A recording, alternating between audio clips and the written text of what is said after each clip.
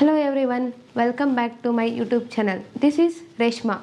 Today we will discuss about Karnataka Model Question Paper 25-26 Science.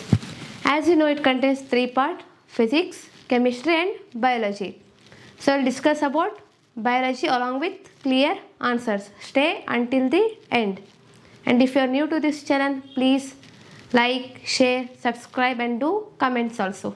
Here is your next main. Answer the following questions. Here one question carries 4 marks, children. Mainly they will ask diagram related questions. Draw a diagram showing the schematic sectional view of the human heart. Label the following parts. What they are telling, you have to draw human. You have to locate septum and right atrium. You have to draw a neat label diagram of a human heart. You can see here the separation between two ventricles is septum, and this will be right atrium, this will be right ventricle, left atrium, and this will be left ventricle. As you know, they said only to mention two parts. You have to draw neatly and you have to label these two parts, septum and right atrium. And we'll move to next question. 38. It contains two questions, A and B. List the three methods of contraception method that are usually followed by human beings. And B is, what is the function of vasa deferens and prostate gland in the human male reproductive system? Here first answer, they are asking contraception methods that are usually followed by human beings. First one is barrier method, the use of condoms and diaphragms. And second is hormonal method, contraceptive pills and hormone injection. Here some hormonal injections and contraceptive pills. Third one is surgical method, vasectomy for males and tubotomy for females. These are the some of the contraception methods that are followed by human beings. And B question, what is the function of vasa deferens and prostate gland in the human male reproductive system? Here, vasa deferens main function is to carry sperms from the testes to the urethra. It carries sperms from testes to urethra. And the function of prostate gland is to produce alkaline fluid that nourishes and activates sperm. It releases a fluid that nourish and activate sperm, and whereas vasa deferens carries sperms from the testes to the urethra. Okay, children, we will move to next question.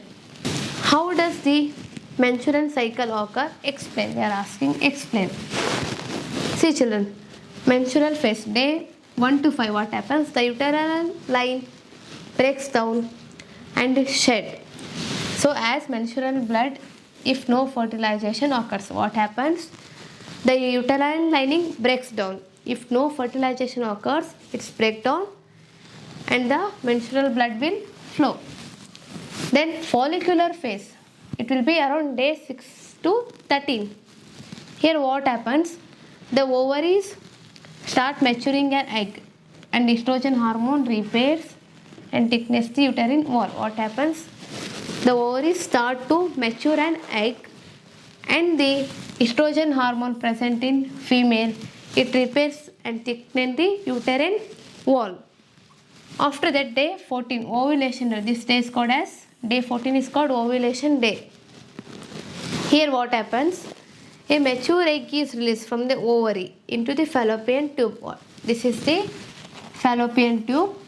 The mature egg is released into the fallopian tube. From the ovary it is released to the fallopian tube.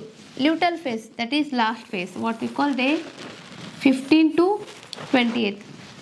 The uterus prepares for pregnancy. What happens when the ovulation takes, after the ovulation, it will prepare for pregnancy. If the fertilization does not occur, hormone level falls down and the cycle, menstruation cycle continues. If the fertilization occurs, there will be formation of a zygote. For this we have OR question for C. We will move to OR question. Here a question. Write any two differences between self and cross pollination. As you know, pollination is nothing but transfer of pollen grains from anther to stigma. What they are asking, difference between self and cross pollination. First one occurs in the same flower of a or same plant, that is self pollination. Cross pollination between flowers of different plant. It occurs in same plant, it occurs in different plant. Here there will be less genetic variation, here more genetic variation. As it occur in different plants, there will be more genetic variation. And our big question. What are the changes that occur in a flower after fertilization? After fertilization, the ovary develops into a fruit and ovule develops into a seed. Petals, sepals and stem and style will fall down from the plant body and the zygote develops into an embryo. The four major process takes place after fertilization in plants. Ovary develop into a fruit, ovule develop into a seed, whereas petals, sepals fall down from the plant body, and the further the zygote develop into an embryo. Further it will grow into a new plant. And last our C question. Mention any 4 advantages of vegetative propagation. So here it produces large number of organism in a small time, rapidly. You can see here. Produce plants rapidly in large numbers. New plants are genetically identical to their parent plant. They are genetically similar to their parent. And helps propagate seedless plant like banana and sugarcane. So it helps us to develop, means further propagation of seedless plants. As you know, sugarcane, banana, seedless plant. And plants grow faster and mature early in vegetative propagation. These are the advantages of vegetative propagation. That is, produce plant rapidly in large numbers.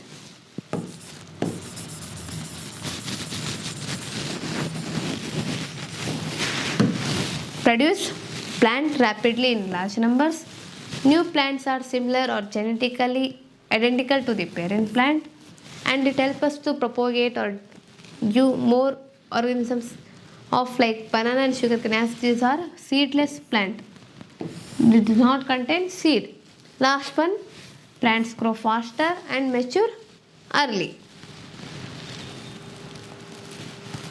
Okay, thank you children. Here completes your part C biology.